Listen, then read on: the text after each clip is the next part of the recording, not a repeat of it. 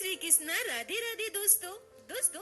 आज मैं आप लोगों को लड्डू गोपाल की एक ऐसी दिल को स्पर्श करने वाली बिल्कुल सत्य लीला कथा सुनाऊंगी जिसे सुनकर आप सभी का हृदय प्रसन्नता से प्रफुल्लित हो जाएगा। दोस्तों, आप सभी जो लड्डू गोपाल की सेवा करते हैं और जब भी आप लड्डू गोपाल की लीला कथाएं सुनते हैं तो आप सभी के मन में यह सवाल जरूर आता होगा कि हे मेरे कन्हैया, आप मेरे साथ ऐसी लीला कब करोगे, कब मुझे अपने होने का आभास कराओगे।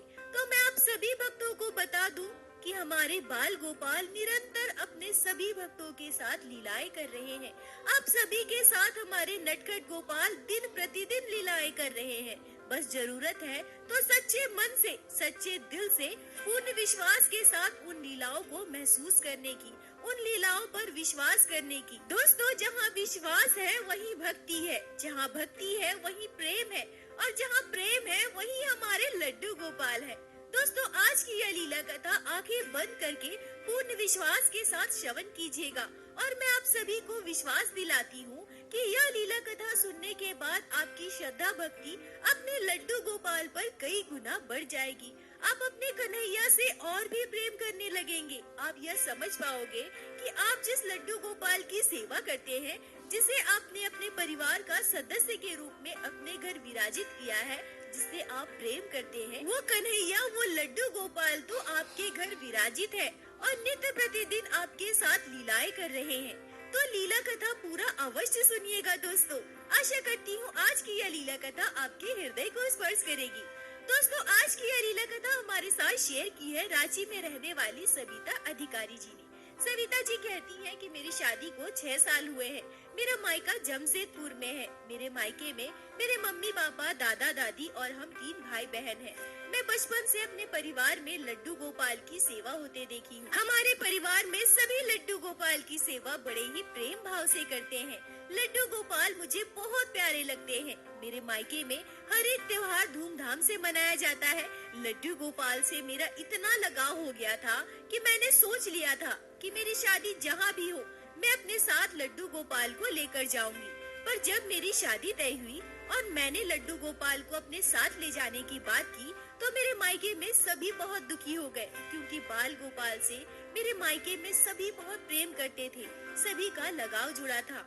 मेरी शादी से लगभग 3 महीने पहले हम वृंदावन गए और वहाँ से एक छोटे से बाल गोपाल का श्री विग्रह लेकर आए और अपनी शादी के बाद मैं उसी लड्डू गोपाल को अपने साथ अपने ससुराल लेकर गई। ससुराल में मेरी सासू माँ, मेरे ससुर जी, मेरे हस्बैंड, मेरी एक ननद और मेरे एक देवर है। सविता जी कहती हैं कि मैं अपने आप को बहुत सौभाग्यशाली मानती हूँ जो मेरे ससुराल में कभी किसी ने मुझे लड्डू गोपाल की सेवा करने से नहीं रोका। मेरे मायके में हम में से कभी कोई मांसाहार नहीं करते थे। हमारे घर सात्विक भोजन बनता था, पर मैं हमेशा सोचा करती थी कि अगर मेरे ससुराल वाले मांसाहार करें तो लड्डू गोपाल की सेवा करने में वहाँ मुझे कितनी दिक्कत होगी। मैं अपने बाल गोपाल से हमेशा बस यही प्रार्थना करती थी कि हे मेरे लड्डू गोपाल, मुझसे आपकी सेवा कभी ना छूटने पाए। जैसा मैं अपने मायके में आपकी सेवा कर पा रही हूँ, अपने हाथों से भोजन बनाकर आपको भोग लगा पा रही हूँ, मेरे ससुराल में भी मुझे बिल्कुल ऐसा ही वातावरण मिले। और लड्डू गोपाल की कृपा से मुझे बिल्कुल वैसा ही ससुराल मिला। मेरे ससुराल में भी कोई मांसाहार नहीं करता है, शुद्ध सात्विक भोजन बनता है। बाल गोपाल की सेवा करने में मेरे ससुराल में कभी कोई दिक्कत नहीं आई। यहाँ तक कि मेरी सासू माँ भी पूजा पाठ करने वाली भक्ति प्रवृत्ति की महिला है। वो भी बहुत पूजा पाठ किया करती है। जब मैं लड्डू गोपाल को लेकर अपने ससुराल गई तो मेरी सासू माँ बहुत खुश हो गई। साथ ही साथ मेरे ससुराल में सभी लड्डू गोपाल से बहुत प्रेम करने लगे। मेरी सासू माँ मेरे साथ मिलकर लड्डू गोपाल की सेवा करने लगी। लड्डू गोपाल की कृपा से मेरी शादी के लगभग 1.5 साल के बाद मेरी बेटी का जन्म हुआ। यह हमारे परिवार का पहला बच्चा था। हम सभी बहुत खुश थे। धीरे धीरे मेरी बेटी बड़ी होती रही, पर वो कहते हैं ना, परिवार के संस्कार बच्चों में जरूर आते हैं। मेरी बेटी जब थोड़ी समझने लगी, बैठने लगी, थोड़ी थोड़ी चलने लगी और तब से ही वो लड्डू गोपाल की सेवा करते हमें देखती थी और वो भी बाल गोपाल के पास आती थी। लड्डू गोपाल को गोद में लेने की जिद करती थी, पर वो बहुत छोटी थी, इसलिए हम उसे अपने छोटे से लड्डू गोपाल से दूर रखते थे। तब हम अपनी बेटी की गोद में लड्डू गोपाल को देने लगे। बाल गोपाल के साथ मेरी बिटिया खेलने लगी। बचपन से ही हमने अपनी बेटी को यह सिखाया था कि लड्डू गोपाल आपके बड़े भैया है। पर मेरी बेटी इतनी नटखट थी कि वो हमेशा कहा करती थी कि नहीं नहीं, यह मेरे बड़े भाई नहीं, यह मेरा छोटा भाई है। देखो ना मम्मी, यह मुझसे कितना छोटा है, यह तो मेरा छोटा भाई है। अपनी बेटी की बात सुनकर हम सभी बहुत खुश होते थे। बाल गोपाल को उसने अपना छोटा भाई मान लिया था। ऐसे ही खुशी खुशी समय बीत रहे थे। लड्डू गोपाल की कृपा से हमारे परिवार में किसी चीज की कमी नहीं थी।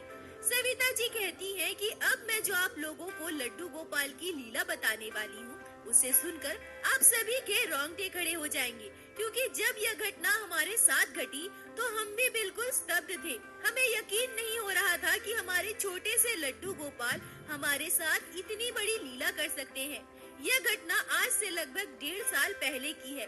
तब मेरी बेटी लगभग 3 साल की थी। जैसा कि मैंने आप सभी को बताया कि मेरी बेटी लड्डू गोपाल को गोद में उठाया करती थी, उनके साथ खेला करती थी और हमारे साथ लड्डू गोपाल को भोग लगाने की, श्रृंगार करने की जिद भी किया करती थी।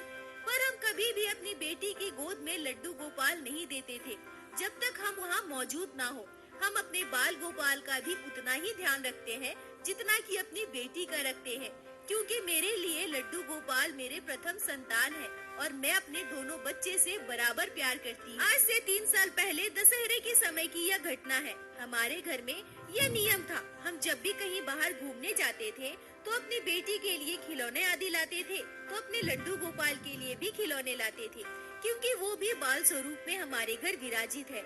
हम जब दशहरे का मेला देखने गए तो मेरी बेटी के लिए हमने एक गुड़िया खरीदा और लड्डू गोपाल के लिए एक छोटी सी कार खरीदी। मेरी बेटी ने और भी बहुत सारे खिलौने लिए थे। सविता जी कहती हैं कि एक बात मैं आप सभी को और बता दूं कि मेरी बेटी समय समय पर कुछ ऐसी बातें करती थी जो हमें बिल्कुल आश्चर्य कर देता था। हम अपने लड्डू गोपाल को कान्हू कहकर पुकारते हैं। कई बार ऐसा देखा गया है कि हम सभी सो रहे हैं और मेरी बेटी भी सो रही है, तभी अचानक से मेरी बेटी जग जाती है और हमसे कहती है कि मम्मी मम्मी, कान्हू को गर्मी लग रहा है, आप उसके आगे कूलर लगा दो ना। तो कई बार सोते सोते मेरी बेटी जाग कर हमसे कहती कि मम्मी मम्मी, कान्हू को ठंड लग रही है, वो मुझे बुला रहा है, उसे जाकर रजाई उड़ा दो ना। तो कई बार मेरी बेटी ने गर्मी के समय में यह भी कहा है कि मम्मी, कान्हू मुझे बुला रहा है, जाओ ना कान्हू को पानी पिला दो, वो तो छोटा सा बच्चा है ना, वो खुद से पानी नहीं पी रहा है। देखो ना मम्मी, देखो कान्हू बुला रहा है, अब जाकर कान्हू को पानी पिला दो ना। सविता जी कहती हैं कि ऐसे न जाने कई बातें मेरी बेटी किया करती थी। हम सभी को बड़ा ही आश्चर्य होता था कि मेरी बेटी इतनी छोटी सी है, लगभग 2.5-3 साल की, इतनी सारी बातें उसके दिमाग में कहाँ से आती है, वो कहाँ से सीखती है ये सब। हम में से तो कभी कोई इस बारे में बात तक नहीं करते, फिर उसके दिमाग में ये सारी बातें कहाँ से आती है। क्या सच में लड्डू गोपाल उससे बात करते हैं? क्या सच में लड्डू गोपाल उससे चीजों की मांग करते हैं? पर खैर, हमने इन बातों को कभी भी गंभीरता से नहीं लिया, क्योंकि हमारे बाल गोपाल तो सर्वदा हर एक जगह विराजमान है। हम कभी भी कहीं भी उन्हें महसूस कर सकते हैं, वो कभी भी कहीं भी प्रकट हो सकते हैं, किसी का भी मार्गदर्शन कर सकते हैं और जरूरत पड़ने पर अपने भक्तों की रक्षा के लिए भी आ सकते हैं। सविता जी कहती हैं कि हम अपने लड्डू गोपाल को दिन भर अपने हॉल में विराजित रखते थे, क्योंकि हमें ऐसा लगता था कि अगर हम लड्डू गोपाल को मंदिर के अंदर विराजित करते हैं तो वो वहाँ अकेला महसूस करेंगे और हॉल में रहेंगे तो हम दिन भर आते जाते अपने लड्डू गोपाल को देख पाएंगे और उनसे बात भी कर पाएंगे। मेरी बेटी भी हॉल में ही खेला करती थी और लड्डू गोपाल से बातें किया करती थी। हमने जो दशहरे में अपनी बेटी के लिए गुड़िया लेकर आया था और बाकी के खिलौने लेकर आए थे, उसके साथ मेरी बेटी दिन भर खेला करती थी और लड्डू गोपाल के आगे हमने उनका छोटा सा कार वाला खिलौना रखा था। मेरी नन्नद देवर तो कॉलेज चले जाते थे, मेरे हस्बैंड और ससुर जी अपने अपने काम पर, दिन भर मैं और मेरी सासू माँ घर पर अकेले रहते थे। उस दिन मैं किचन में काम कर रही थी और मेरी सासू माँ पड़ोस के किसी आंटी के घर गई हुई थी। मेरी बेटी अचानक से मेरे पास आती है और मुझसे कहती है, मम्मी मम्मी, कान्हू ने मेरी गुड़िया छीन ली। मैं अपनी बेटी की बात सुनकर सोचती हूँ कि अरे बच्ची है, ऐसे ही कुछ भी कह रही है। अपनी बेटी को शांत कराने के लिए मैं किचन से ही लड्डू गोपाल का नाम लेकर आवाज लगाती हूँ, कान्हू चलो दीदी का गुड़िया वापस दे दो। फिर मैं अपनी बेटी से कहती हूँ कि जाओ बेटा, अब कान्हू तुम्हें तुम्हारी गुड़िया दे देगा। मेरी बेटी वहाँ से चली जाती है और दौड़कर अपनी गुड़िया लेकर वापस मेरे पास आती है और मुझसे कहती है, देखो ना मम्मी, देखो आपने डांटा ना तो कानू ने डरकर मेरी गुड़िया मुझे वापस दे दी। अपनी बेटी की बात सुनकर मैं भी मुस्कुराने लगी। मैं सोचने लगती हूँ कि बच्चे मन के कितने निर्मल होते हैं, कितने सच्चे होते हैं। मेरी छोटी सी बिटिया इसे यह भी नहीं पता कि जिसे वो कानू कानू कहकर बुला रही है, जिसे वो अपना छोटा भाई मानती है, वो असल में परम ब्रह्म है, सृष्टि के पालनहार, समस्त ब्रह्मांड के स्वामी। पर अगले दिन फिर से यही घटना घटती है। मेरी सासू माँ ऊपर के कमरे में बैठकर कुछ काम कर रही थी। मैं किचन में खाना बना रही थी। तभी मेरी बेटी दौड़कर मेरे पास आती है और मुझसे कहती है, मम्मी मम्मी देखो ना, आज फिर से कानू ने मेरी गुड़िया छीन ली। मैं कानू को अपनी गुड़िया क्यों दूं? वो मुझे क्या अपनी कार देता है खेलने के लिए? मैं नहीं दूंगी अपनी गुड़िया। मम्मी आप बोलो ना। सविता जी कहती है कि मैं काम कर रही थी और बार बार मेरी बेटी आकर ऐसा बोलकर मुझे परेशान कर रही थी। मैं जोर से किचन से डांटते हुए कानू को आवाज लगाती हूँ, कानू अब फिर से बदमाशी कर रहे हो, दीदी को उसकी गुड़िया वापस दे दो। दीदी की गुड़िया तुम क्यों छीनते हो? तुम्हारे पास तुम्हारी कार है ना, तुम उसके साथ खेलो। सविता जी कहती है कि मेरा इतना कहते ही मेरी बेटी खुशी खुशी दौड़कर हॉल की तरफ चली जाती है और तुरंत अपनी गुड़िया लेकर मेरे पास वापस आती है और मुझसे कहती है कि मम्मी मम्मी देखो ना, कानू ने मेरी गुड़िया मुझे दे दी, अब वो अपनी कार के साथ खेल रहा है। सविता जी कहती है कि मैं अपने काम पर व्यस्त थी, मैंने उसकी बातों पर ध्यान तक नहीं दिया। मेरी बेटी वहाँ से चली गई। पर यह घटना लगातार 2 दिन हमारे साथ घट चुकी थी और इस घटना के बारे में मैंने किसी से जिक्र भी नहीं किया था, क्योंकि मुझे पता था कि छोटी सी बच्ची है, कुछ भी बोल रही है। पर कुछ दिनों के बाद फिर से ऐसी ही घटना घटती है। मैं और मेरी सासू माँ दोनों मिलकर उस दिन स्टोर रूम की साफ सफाई कर रहे थे। मेरी बेटी हमेशा की तरह हॉल में खिलौनों के साथ खेल रही थी। तभी अचानक आज मेरी बेटी रोते हुए मेरे पास आती है और मुझसे कहती है, मम्मी मम्मी देखो ना, कानू ने मेरी गुड़िया छीन ली और बैठकर खेल रहा है, मुझे अपनी कार भी नहीं दे रहा है, मुझे उसके साथ नहीं खेलना है, वो हमेशा मेरी गुड़िया छीन लेता है। आप उसे डांटो ना मम्मी, मेरी गुड़िया मुझे वापस दिलाओ। सविता जी कहती है कि मैं और मेरी सासू माँ सुबह से स्टोर रूम की साफ सफाई में लगे थे। मैं अपनी बेटी की बातों की ओर ध्यान ही नहीं देती, पर बार बार मेरी बेटी यही बातें कही जा रही थी और मुझे परेशान कर रही थी। मुझे बहुत गुस्सा आया। मैंने उससे कहा, जाओ यहाँ से, परेशान मत करो, काम करने दो मुझे। तब मेरी बेटी गुस्से में वहाँ से चली जाती है, पर थोड़ी ही देर के बाद फिर से वापस आती है और मेरी सासू माँ से कहती है, दादी दादी देखो ना, कानू ने मेरी गुड़िया ले ली और जब मैं उससे उसकी कार मांग रही हूँ तो वो मुझे दे भी नहीं रहा है। अब चलो ना दादी, चलो ना, मेरी गुड़िया मुझे वापस दिला दो। सविता जी कहती है कि मैं झुंझलाकर अपनी बेटी से कहती हूँ कि इसने सुबह से परेशान कर रखा है, काम भी नहीं करने देती ढंग से, अभी तुम यहाँ से निकलो, नहीं तो 2 थप्पड़ लगाऊंगी। सविता जी कहती है कि मेरे डांटने से मेरी बेटी रोने लगती है। तभी मेरी सासू माँ कहती है कि बहू ऐसा मत कहो, छोटी बच्ची है ना। मेरी सासू माँ मेरी बेटी से कहती है कि तुम्हें क्या चाहिए, गुड़िया चाहिए या फिर कार चाहिए।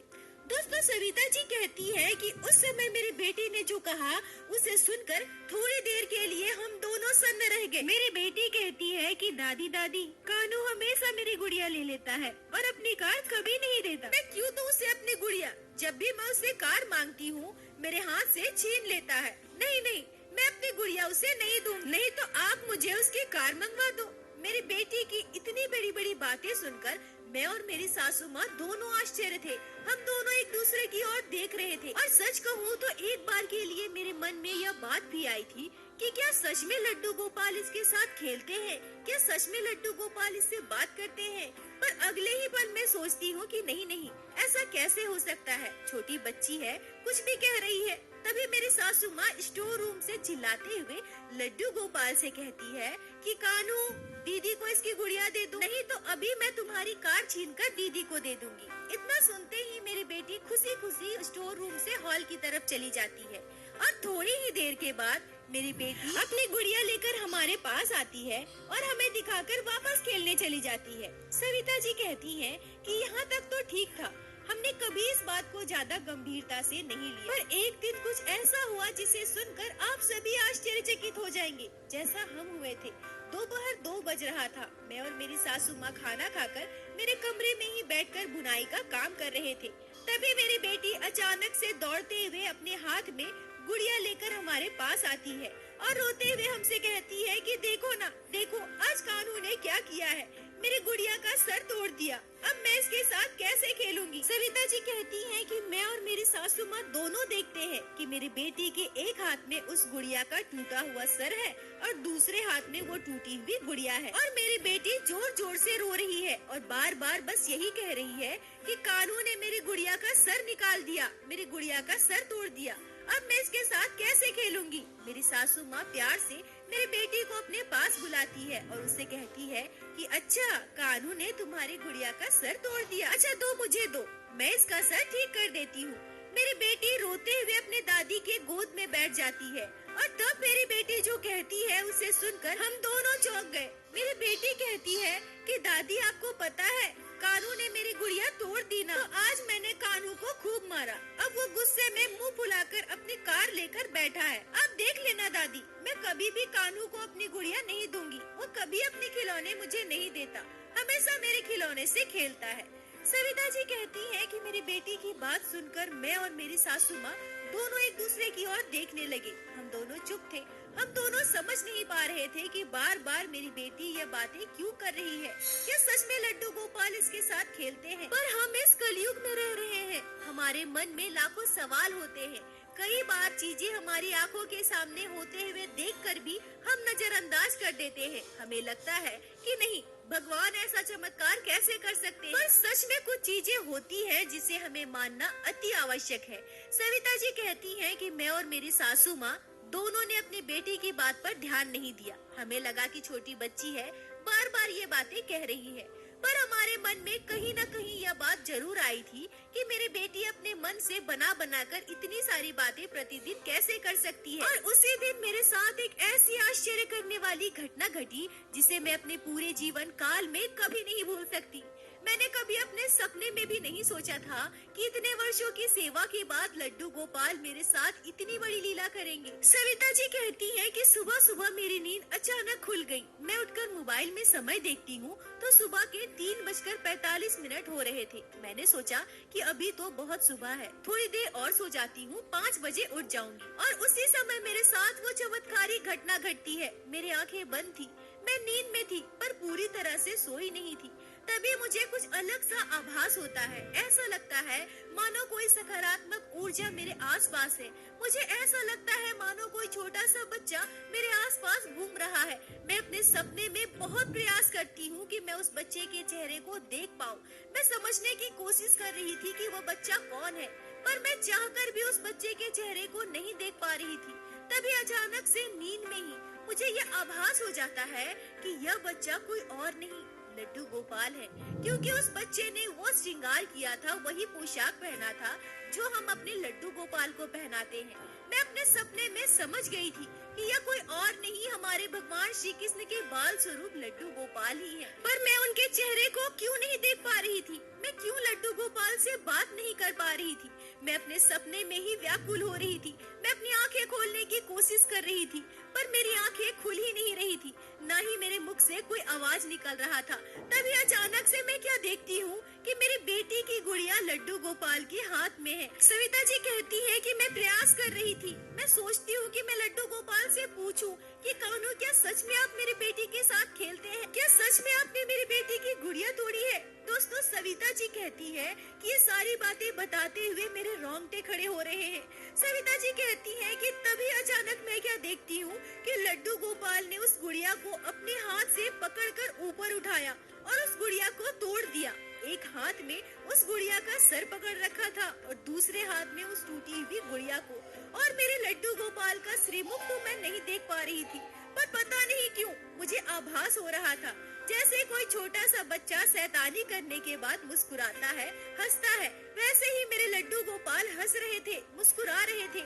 मुझे ऐसा लग रहा था जैसे मेरे बाल गोपाल मुझे समझाना चाह रहे हो कि मैया, आपको विश्वास नहीं हो रहा था कि मैं अपनी छोटी बहना के साथ खेलता हूँ, उसके साथ शैतानियाँ करता हूँ, इसलिए आज मैंने आपके सामने यह लीला की है। अब आपको विश्वास है ना मैया? मैं आपके घर पर हूँ, बहना के साथ खेलता हूँ और तरह तरह की शैतानियाँ भी करता हूँ। सविता जी कहती हैं कि मैं अपनी नींद के उस अवस्था में थी जहां मैं ना अपने हाथ हिला पा रही थी, ना ही मेरे मुख से कोई आवाज निकल रहा था। बस मेरे दोनों आंखों से आंसू बह रहे थे। देखते ही वो छोटा सा बच्चा कहीं अदृश्य हो जाता है। अब मुझे अपने आसपास वो ऊर्जा महसूस नहीं हो रही थी। एक ही पल में सब कुछ जैसे खत्म हो गया और अचानक से मेरी आंख खुल गई। मैं तुरंत उठकर बैठ गई। मैं इधर उधर देखने लगी पर मुझे कहीं कोई दिखाई नहीं दिया। मैं वहाँ से उठकर कमरे से बाहर गई। हॉल में देखा, यहाँ वहाँ चारों तरफ देखा पर मुझे कहीं कोई दिखाई नहीं दिया। मैं समझ चुकी थी कि यह लीला मेरे साथ क्यों घटी है, इस लीला का उद्देश्य क्या है। यह सोचकर बार बार मेरे आंखों से आंसू आ रहे थे। मेरे आंखों के आंसू रुक ही नहीं रहे थे कि लड्डू गोपाल ने आज साक्षात मेरे साथ इतनी बड़ी लीला की है। और मैं यह सोचकर और भी प्रसन्न थी कि लड्डू गोपाल मेरी बेटी के साथ खेलते हैं और हमारे घर में विराजित है। सविता जी कहती है कि मैं सुबह होने का इंतजार करने लगी और सुबह होते ही मैंने सबसे पहले यह बात अपनी सासू माँ को बताई। मेरी बात सुनकर मेरे सासू माँ के भी रोंगटे खड़े हो गए। मेरी पूरी बात सुनने के बाद मेरी सासू माँ की आंखें नम हो गई। वो रोने लगी। मैं और मेरी सासू माँ दोनों हमारे घर के मंदिर में गए और लड्डू गोपाल के आगे हाथ जोड़कर हमने शीश झुकाया। बाल गोपाल के चरणों में गिरकर उन्हें धन्यवाद दिया। साथ ही साथ हम यह भी समझ गए थे कि लड्डू गोपाल साक्षात हमारे घर विराजित है और मेरी बेटी के साथ साथ हम सभी सौभाग्यशाली है जो लड्डू गोपाल नित्य प्रतिदिन हमारे साथ इतनी लीलाएं करते हैं। इस घटना के बाद बाल गोपाल पर हमारी श्रद्धा भक्ति और गहरी हो गई। लड्डू गोपाल के लिए हम सभी के मन में प्रेम और भी पक्का हो गया। और सबसे आश्चर्य करने वाली बात तो यह है कि उस घटना के बाद मेरी बेटी ने फिर ऐसा कभी नहीं कहा कि कानू मेरे साथ खेलता है या कानू उसके खिलौने छीनता है या कानू उसके साथ कुछ भी करता है। सविता जी कहती हैं कि शायद लड्डू गोपाल साक्षात हमारे परिवार में हमारे साथ लीलाएं करने आए थे। हम लड्डू गोपाल से बस यही प्रार्थना करते हैं कि वो ऐसे ही हमारे परिवार पर कृपा बनाए रखे। सविता जी, आपका बहुत बहुत धन्यवाद जो आपने लड्डू गोपाल की इस अद्भुत लीला कथा को हमारे साथ शेयर की, जिसे मैं हमारे चैनल के माध्यम से बाकी सारे भक्तों तक पहुंचा सकी। अपना साथ और प्यार ऐसे ही बनाए रखें। दोस्तों, हमारे लड्डू गोपाल बाल स्वरूप में हैं। उन्हें भी बाकी बच्चों की तरह बच्चों के साथ खेलना बहुत पसंद है और बच्चे तो भगवान का स्वरूप होते हैं। मुझे तो पूर्ण विश्वास है कि सविता जी के बेटी के साथ बाल गोपाल जरूर लीलाएं करते होंगे। और दोस्तों, इस पर आपके क्या विचार है, आप कमेंट में जरूर बताएं। मुझे आप सभी के कमेंट का इंतजार रहता है। और दोस्तों, मेरे साथ एक बार प्रेम से कहिए, बोलो बाके बिहारी लाल की जय। लड्डू